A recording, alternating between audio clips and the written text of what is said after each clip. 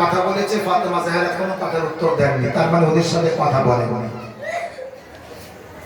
ওরা বলেছে ফাতেমা যা হওয়ার হয়ে গিয়েছে, তুমি এসব ছেড়ে দাও, আমাদের ক্ষমা করে দাও। ফাতেমা জাহরা কোনো উত্তর দেননি। অনেক কথা ফাতেমাকে নিয়ে বলেছে, একটাও কথার উত্তর দেননি। শেষে যখন চলে যাচ্ছে মা ফাতেমা জাহরা তখন বললেন, আলী তুমি শোনো, আমি আল্লাহ তার রাসূলকে সাক্ষী রেখে তোমার সামনে বলে দিচ্ছি, আমি কিন্তু এদের থেকে অসন্তুষ্ট হয়ে দুনিয়া থেকে যাচ্ছি।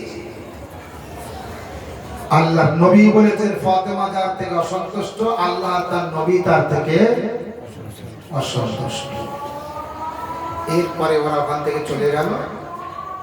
মা ফাতেমা জাহরা, বুখারীতে লেখা আছে, ওখান থেকে নিয়ে মানে এর আগের থেকে নিয়ে আর মৃত্যু পর্যন্ত ওই ব্যক্তিদের সাথে ফাতেমা জাহরা কোনোদিন কথা বলেনি, এটা বুখারীতে লেখা আছে।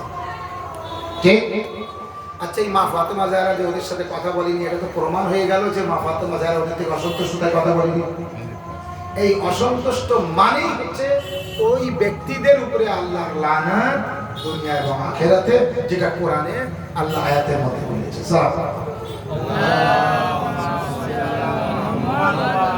শুধু একটুখানি কষ্ট আমাদের, আমরা শুধু ওই ব্যক্তি বলছি, নাম বলছি। বোঝা গেল? সেই ব্যক্তি, তারা, ওই ব্যক্তি, বাস এইভাবে বলছি, নাম বলছি। আপনি গুগলে সার্চ করলেও সম্ভবত পেয়ে যাবেন মা ফাতেমার ঘরে আগুন কারা দিয়েছে।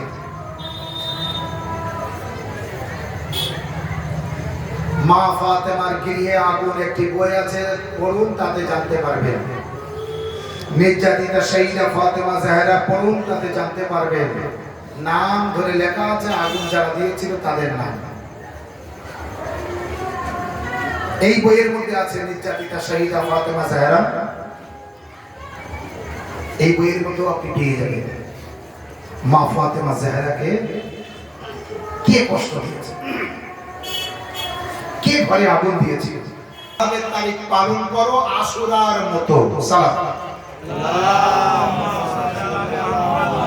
এই কথাটা শুধু মুখে রাখলে হবে না, এটা শুধু লেখার মধ্যে রাখলে হবে না, এই কথাটা কর্মের ভিতরে আনতে হবে, আলোচনা করতে হবে। ফাতেমা জাহরার বিষয় কে মা ফাতেমা জাহরার 18 বছর বয়সে মাথার চুল পাকার কারণ কি, রিসার্চ করুন।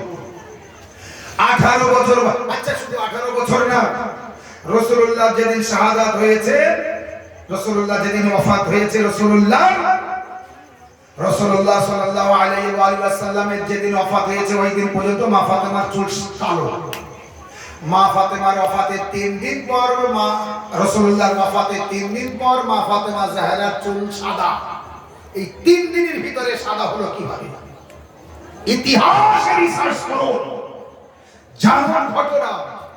রাসূলুল্লাহ সাল্লাল্লাহু আলাইহি ওয়া সাল্লাম যেদিন শাহাদাত বরণ করেছেন, ওয়াফাত হয়েছে, ওই দিন পর্যন্ত মা ফাতেমার ডান হাত ভালো।